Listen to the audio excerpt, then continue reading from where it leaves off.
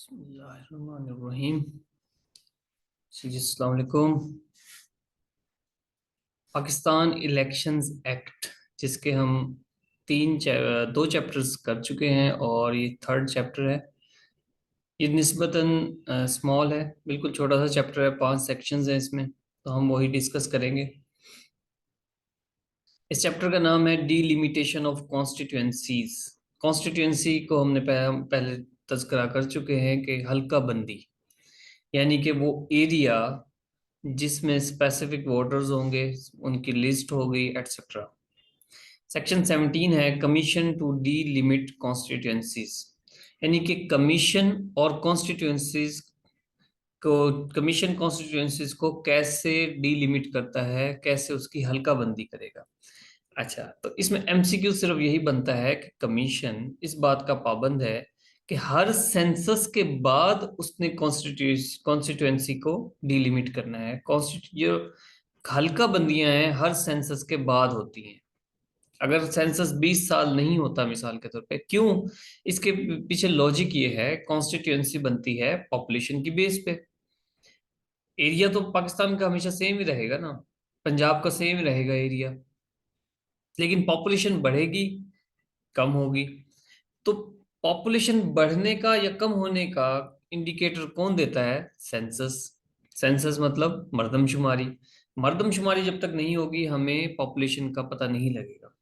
Okay, मतलब एक area है जिसकी पॉपुलेशन बहुत ज्यादा बढ़ जाए तो हमें फिर नई हल्का बंदियां बनानी पड़ती हैं, नई कॉन्स्टिट्यूएंसी बनानी पड़ती हैं। नेक्स्ट सेक्शन है section 18, seats in national assembly and provincial assemblies. अब नेशनल असेंबली और प्रोविंशियल असेंबली की जो सीट्स हैं वो कमीशन किस तरह से बनाता है?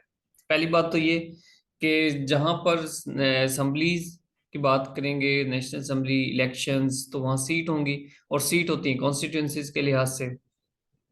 इसमें मैंने कुछ एडिशन किए हैं, वो बॉक्सेस की सूरत में ऐड किया है। जिस तरह अगर नेशनल असेंबली की बात करें, नेशनल असेंबली में कुछ स्पेसिफिक सीट्स हैं, जैसे 342 सीट्स है।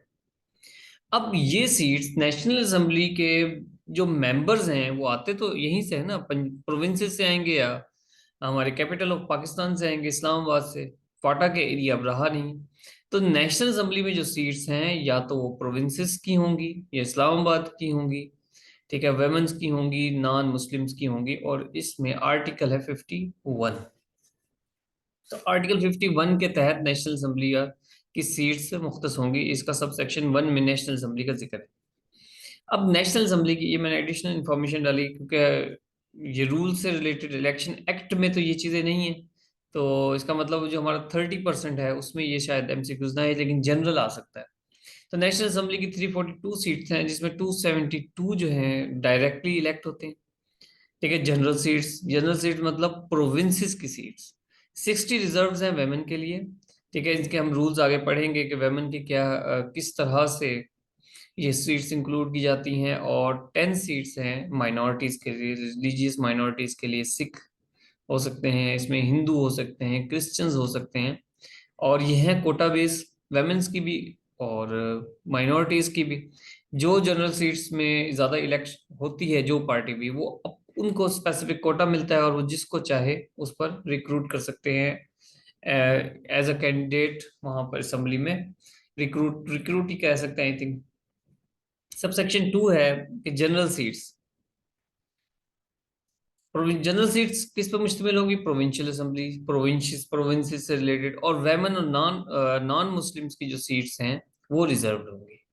ठीक है, यहाँ रिजर्व्ड को मैंने हाईलाइट नहीं किया, लेकिन रिजर्व्ड होंगी जनरल सीट्स जो कि इलेक्ट होंगे, जबकि वेमेन और नॉन मुस्लिम जो हैं वो रिजर्व्ड होगी। आर्टिकल 106 की बात हो रही है। पीछे नेशनल असेंबली की बात की, अब प्रोविंशियल असेंबली की बात की। दोनों में जनरल सीट्स भी हैं, वेमेन की सीट्स भी हैं, और नॉन मुस्लिम्स की सीट्स भी हैं। नेशनल असेंबली की बात करेंगे तो आर्टिकल 105, प्रोविंशियल असेंबली की बात करेंगे तो आर्टिकल 106। ओके, अब इसमें पंजाब असेंबली की मैंने एग्जाम्पल दी है कि टोटल 371 सीट्स हैं, जिसमें 290 सीट जनरल होंगी, 66 वेमेन के लिए रिजर्व है और 8 से रिजर्व है नॉन मुस्लिम्स के लिए। ओके, अब हमारा एक्चुअल ये सेक्शन आएगा जिसमें हमने पढ़ा था कि डीलिमिटेशन ऑफ कॉन्स्टिट्यूएंसी है एक्चुअल में इस चैप्टर का नाम। तो ये किस तरह से हल्का बंदी किस तरह से करते हैं, ये कुछ रूल्स हैं वो बताएगा। ठीक है, प्रिंसिपल अलग है लेकिन डीलिमिटेशन किस तरह से करते हैं। देखिए, अब दो इलेक्शन है, एक नेशनल असेंबली का इलेक्शन होगा, एक प्रोविंशियल असेंबली का इलेक्शन होगा, दोनों इलेक्शंस हैं। तो हम अलग अलग दो हिस्सों में इसको डिवाइड करेंगे कि नेशनल असेंबली के इलेक्शंस होंगे तो कॉन्स्टिट्यूएंसीज की हल्काबंदी कैसे होगी, प्रोविंशियल असेंबली के इलेक्शंस होंगे तो कॉन्स्टिट्यूएंसी की तकरीबन सिमिलर है। देखिए, नेशनल असेंबली का हमने पीछे जिक्र किया इसका कि नेशनल असेंबली में प्रोविंसेस, हर प्रोविंस का हिस्सा होगा, इस्लामाबाद का हिस्सा होगा, फाटा का हो सकता होता था पहले, फेडरल एडमिनिस्ट्रेटिव ट्राइबल एरियाज। ठीक है, वेमेन भी होंगे उसमें, नॉन मुस्लिम्स भी होंगे। तो ईच प्रोविंसेस कि देखें, ईच जितने भी प्रोविंसेस हैं टेरिटोरियल कॉन्स्टिट्यूंसीज होंगी, हर सेपरेट, हर प्रोविंस की सेपरेट कॉन्स्टिट्यूंसीज बनाएंगी। पंजाब की अलग, सिंध की अलग, केपी के अलग, बलूचिस्तान की अलग, गिलगित बल्तिस्तान की अलग कॉन्स्टिट्यूंसी होगी। उस लिहाज से उसकी कॉन्स्टिट्यूंसी डिपेंड करेगी नंबर ऑफ जनरल सीट्स पर। हर प्रोविंस को जनरल सीट्स एलोकेट की जाती हैं और उसी की बेस पर, ठीक है, उन्हीं जनरल सीट्स की बेस पे उसकी कॉन्स्टिट्यूएंसीज होंगी। जितनी सीट्स होंगी उस हिसाब से कॉन्स्टिट्यूएंसी होगी। इस्लामाबाद की बात करें तो वो भी सेम ऐसे ही है, जितने number of seat general seats हैं, जैसे कि इस्लामाबाद की 3 जनरल सीट्स हैं नेशनल असेंबली में, तो उसकी कॉन्स्टिट्यूएंसीज भी उसी लिहाज से होंगी। ये तो हो गए नेशनल असेंबली की। अब प्रोविंस की बात करें, नहीं सॉरी, ये प्रोविंस की जो जनरल सीट है नेशनल असेंबली में उसी की बात हो रही है। अभी प्रोविंसेस की हम बात नहीं कर रहे कि डिलिमिटेशन कैसे हो, क्योंकि नेशनल असेंबली में प्रोविंसेस के लिए जनरल सीट्स हैं। अब इन प्रोविंसेस में जो वेमन की सीट्स हैं और वो वेमन जो कि नेशनल असेंबली में आनी है, तो एक पूरा province as a single constituency के तौर पर रिगार्ड किया जाएगा, ख्याल किया जाएगा कि पूरा प्रोविंस से स्पेसिफिक वुमेन है। जैसे स्पेसिफिक सीट्स हैं जनरल प्रोविंस के लिए, इसी तरह प्रोविंस, पूरे प्रोविंस के लिए फेमिन की भी सीट रिजर्व्ड है, यानी कि एज अ पूरा नेशनल लेवल की नहीं होगी ये, हर प्रोविंस की अलग सीट्स होंगी वेमन के लिए रिजर्व्ड। इसी तरह नॉन मुस्लिम की भी बिल्कुल सेम होल, अच्छा सॉरी, नॉन वेमन के लिए हर प्रोविंस की अलग सीट्स होंगी। ठीक है, हर प्रोविंस की वेमेन की रिजर्व सीट होंगी, लेकिन नॉन मुस्लिम्स के लिए एज अ होल कंट्री की होंगी। ये देखिए, मैंने यहाँ पर एक इमेज ऐड की, इससे बिल्कुल क्लियर हो जाएगा। देखिए, पंजाब असेंबली 141 जनरल सीट्स हैं, एलोकेट की गई हैं, और इसी के लिए रिजर्व्ड भी की गई हैं वेमेन की 32 सीट्स। तो वेमेन के लिए देख सब सेक्शन 2 देखेंगे, प्रोविंस को सिंगल कॉन्स्टिट्यूएंसी के तौर पे लिया जाता है, रिजर्व फॉर वेमेन। तो हर प्रोविंस एक कॉन्स्टिट्यूएंसी है वेमेन्स के लिए। जबकि नॉन मुस्लिम्स को देखें, ये 10 सीट्स रिजर्व्ड हैं और एज अ होल कंट्री के लिए, इसमें कोई प्रोविंस के में डिवीजन नहीं की जा सकती। जिस तरह आप यूं समझें कि अगर एक पार्टी 70% वोट्स के साथ जीत जाती है, अब वो अगर चाहे तो 5 मेंबर्स नॉन नॉन मुस्लिम्स के पंजाब से उठा ले, यहाँ से एक उठा ले, केपीके से 3 उठा ले, फिर बलूचिस्तान से एक उठा ले, उसकी मर्जी है। 10 के 10 बलूचिस्तान से उठा ले, उसकी मर्जी है, क्योंकि वो रिजर्व्ड है एज अ होल कंट्री के लिए सिर्फ। जबकि यहाँ पर वेमेन्स की बात करें सबसेक्शन 2 का, तो 32 वेमेन पंजाब से लेनी ही लेनी है। ऐसा नहीं हो सकता कि सिंध से वो 30 उठा ले, नहीं, सिंध से 14 ही रिजर्व्ड है वेमेन के लिए। ये उम्मीद है आपको बात क्लियर होगी। सबसेक्शन 4 है जी, इलेक्शन टू प्रोविंशियल असेंबली। पीछे नेशनल असेंबली का किस तरह हमने बात की थी, अब प्रोविंशियल असेंबली की डिवीजन कैसे होगी। तो कमीशन शैल डिवाइड, इसमें भी ऐसा ही है। ठीक है, जितनी टेरिटोरियल कॉन्स्टिट्यूंसीज होंगी प्रोविंस की, उस हिसाब से जनरल सीट्स के हिसाब से कॉन्स्टिट्यूंसीज बनाई जाएंगी। लेकिन ये आर्टिकल 106 है। वेमेन और नॉन मुस्लिम्स की बात करें तो प्रोविंशियल असेंबली में as a whole one one constituency है। क्यों, पीछे पीछे क्या डिफरेंस था नेशनल असेंबली में और प्रोविंशियल असेंबली के इलेक्शंस में, कॉन्स्टिट्यूंसी डिलिमिटेशन ऑफ कॉन्स्टिट्यूंसी में क्या फर्क है कि नेशनल असेंबली की जब डिलिमिटेशन होती है तो वेमन की रिजर्व सीट के लिए provinces as one constituency regard की जाती है, और नॉन मुस्लिम के लिए पूरा country as a one constituency है। जबकि प्रोविंशियल की बात करें तो वेमन और नॉन मुस्लिम दोनों इक्वल कैटेगरी में है वन कॉन्स्टिट्यूंसी के तौर पे। इसी तरह लोकल गवर्नमेंट कि इसमें कोई क्लियर नहीं किया गया। उसने कहा है कि एप्लीकेबल लोकल गवर्नमेंट लॉ के मुताबिक डिलिमिटेशन होगी, क्योंकि हर सूबे का अलग लोकल गवर्नमेंट लॉ हो सकता है, क्योंकि 18th अमेंडमेंट के बाद ये लोकल गवर्नमेंट एक्ट्स ये लॉ है प्रोविंशियल के अंडर है। इनके अपने लॉज भी होते हैं, इलाके के वाइज भी लॉ चेंज हो जाते हैं। सेक्शन 20 है प्रिंसिपल्स ऑफ डिलिमिटेशन। डिलिमिटेशन किस बेस पे होगी, प्रिंसिपल्स क्या होंगे, तरीकाकार क्या होगा। तो एक ही तरीकाकार है जनरल सीट्स के लिए, वो है पॉपुलेशन बेस्ड। कि हमने अगर डिलिमिटेशन करनी है, 371 है इस्लामाबाद की, हमने 3 कॉन्स्टिट्यूंसी बना दी, तो तीनों की तीनों कॉन्स्टिट्यूंसीज को किस बेस पर डिवाइड करेंगे, पॉपुलेशन की बेस पे। अब यहाँ पर एक छोटी सी शर्त है, सब सेक्शन 2 मैंने रिमूव कर दिया, फाटा से मुतालिक था। सब सेक्शन 3 की तरफ आते हैं कि अगर कॉन्स्टिट्यूंसीज बना दी और उनकी पॉपुलेशन में वेरिएशन अव्वल तो होनी नहीं चाहिए, अगर हो तो 10% से ज्यादा डिफरेंस नहीं होना चाहिए। ऐसा ना हो कि एक कॉन्स्टिट्यूंसी में 10 लाख वोटर्स हैं, दूसरी कॉन्स्टिट्यूंसी में 5 लाख वोटर्स हैं, तो 50% का फर्क पड़ गया। तो कॉन्स्टिट्यूंसी ऐसे बनानी चाहिए, जितनी भी कॉन्स्टिट्यूंसी बनाए आप, मगर नेशनल असेंबली के इलेक्शंस हैं तो तमाम सूबों का हमें ध्यान रखना पड़ेगा, सूबाई असेंबली के इलेक्शंस हैं तो हमें तमाम डिविजन्स का, डिस्ट्रिक्ट का ध्यान रखना पड़ेगा कि कॉन्स्टिट्यूंसीज में पॉपुलेशन ज्यादा ना हो जाए।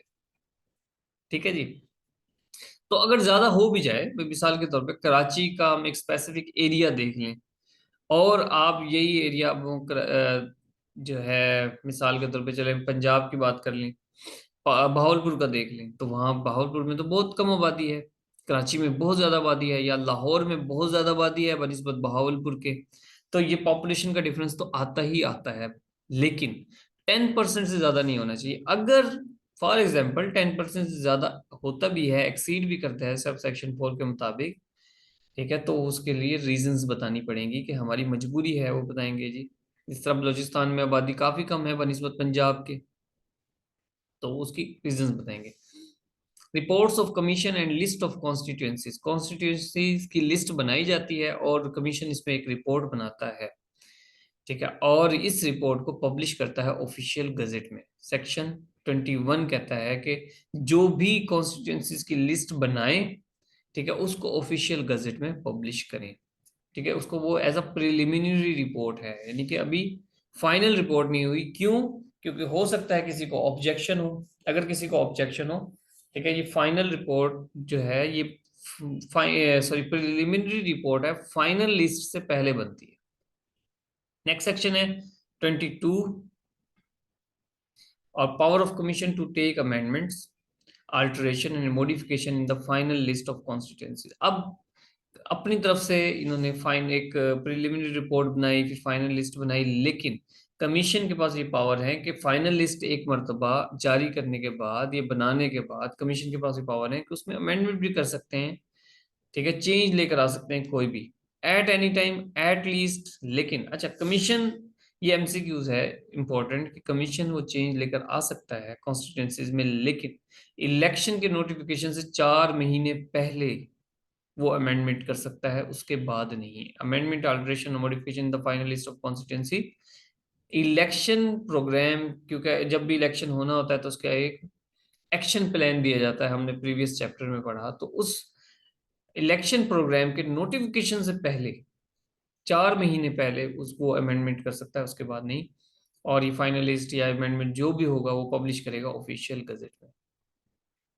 चलिए, आज का ये चैप्टर बिल्कुल छोटा सा था, इसकी हम समरी फिर भी देख लेते हैं। Commission to delimit constituencies, constituencies को किस तरह डीलिमिट करता है, हल्का बंदियां किस तरह करता है कमीशन, हमने देखा।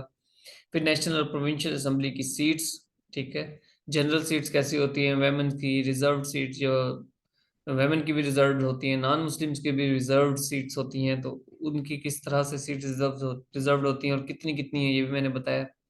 कॉन्स्टिट्यूएंसीज की डीलिमिटेशन, हल्का बंदियां होती किस तरह है, उनमें रूल्स क्या है, ये बताया। फिर प्रिंसिपल्स और डीलिमिटेशन क्या है, कि डीलिमिटेशन हल्का बंदी पॉपुलेशन बेस्ड होती है। अगर कोई इशू हो, कोई शिकायत हो, reports of commission, list of constituencies, जो कमीशन है वो जितनी भी फाइनल लिस्ट बनाएगा उसके रिपोर्ट्स तैयार करेगा, कॉन्स्टिट्यूएंसी की लिस्ट बनाएगा। अगर वो चाहे तो फाइनल लिस्ट में भी अमेंडमेंट कर सकता है, ऑल्ट्रेशन कर सकता है। चलें जी, आज के लिए बस इतना ही। अल्लाह हाफिज।